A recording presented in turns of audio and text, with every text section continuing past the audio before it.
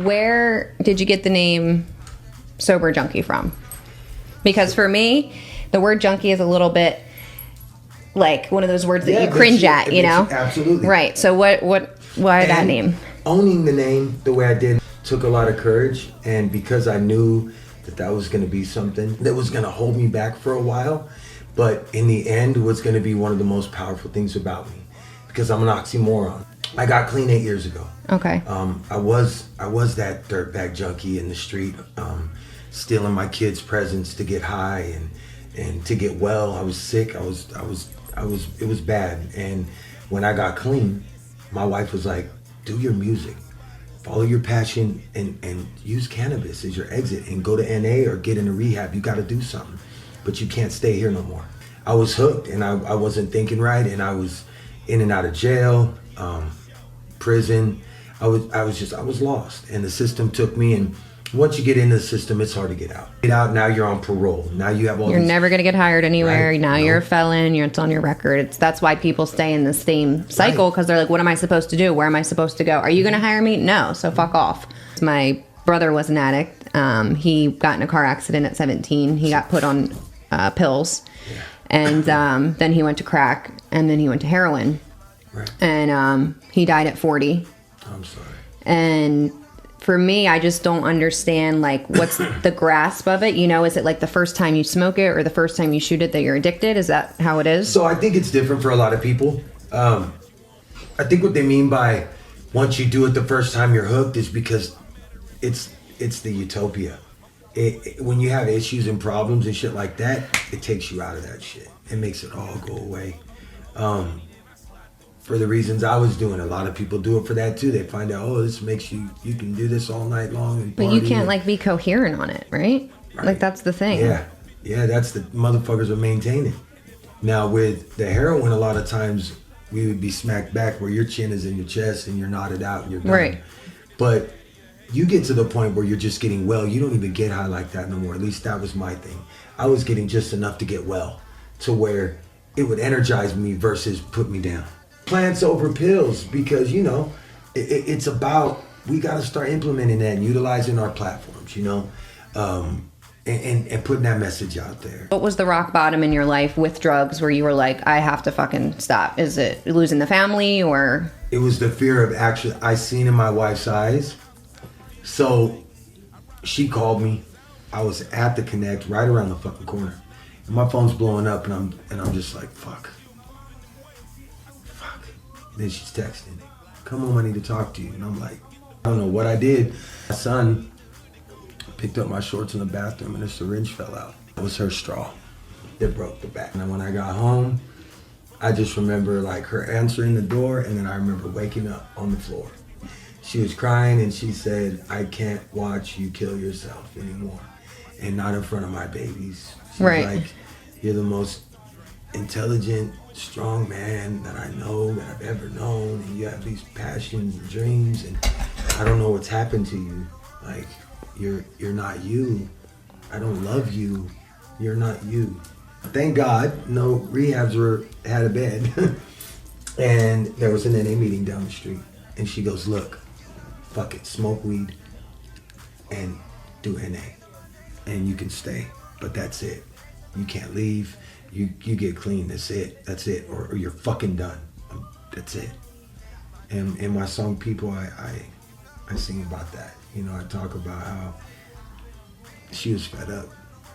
And again, now we look back at it and we understand, like, damn, you had to go through that shit though to be able to connect and save these addicts' lives. So tell us about Woke Nation. Yes. So this Woke Nation thing is about that. It's about us letting people know what's really going on. It's about us educating the masses. It's about us letting them ask the questions that maybe they want to ask, but they're afraid to. On cannabis. Right. Okay. On cannabis, on life, on everything. So it's an open platform. Open platform. Because look, right now, people are becoming woke. Do you do benefits or any type of awareness? So this is all the reservation, Navajo. Been hit so bad with COVID. They need supplies, they need water. They need stuff bad right now. I also want to start going reservation to reservation, talking to the youth, educating on addiction prevention. Because here's the thing is, It's so bad on the reservation. It's third world. It's bad. I didn't even like know that they existed here, really. Yeah. Well, you know, that's what they did. Here you go, we're taking the land. Let's put you over here to here. Sign this treaty, and you're good. No more war. This is y'all's right here. You're good. That's my thing. You know, when you talk about charity and things like that, I want to bring awareness to MMIW, missing and murdered Indigenous women. It's another thing that's really, really bad on the reservations. Is these girls are coming up missing left and right. Not just girls, a lot of two-spirit, like gay and lesbian kids that are coming up missing, and men are coming up missing too, but majority are getting hit. And it's like, I think a lot of it is this human trafficking. The murders are it's crazy. It's bananas. Like over 5,000 something women last year. It's fucking crazy. Are your kids? Are they like, fuck no, we're never trying anything but weed? They hate, dude. They're so fucking. They don't like drugs at all. Like they know what I went through. They know where it's been, and even with cannabis, they know it's my medicine. My son's told me before, like, Dad, I think I might use cannabis when I'm older if I need it for pain and stuff. He goes, versus anything else, and he gets anxiety really bad. So I give him CBD. My youngest, I give her CBD. I'm trying to get something with like legally like 1 part THC because we needed to react to CBD a little bit different for her. Okay. But she's it's Asperger's, but she's super functioning, but she gets every once in a while where she just trips. What is something that you want to tell non-addicts that if you could kind of enlighten them on something that an addict is going through, like what would you want them to know the most? Because like I said, I never understood what he was going through. So what do you think is like the most important thing that people that don't do drugs could, you know, like find a relation with you? Understand that it is a disease.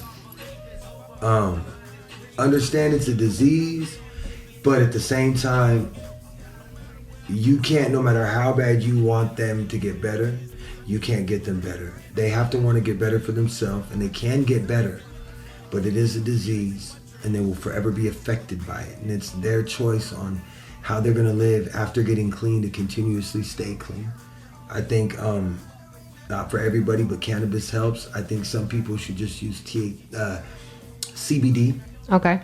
THC isn't for everybody, but getting through the withdrawal period, which is very scary and very difficult, I recommend THC and just do that part of it, and then wean them off of that, just CBD. I don't recommend everybody smoking weed, I don't. But for me, it does work, and it did save my fucking life, and I continue to smoke every day. Yeah, that's what I do.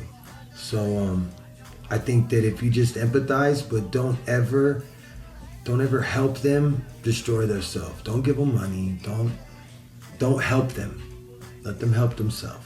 And I did it, got clean. I'm living my fucking dream now. Like, I'm literally living my fucking dream right now.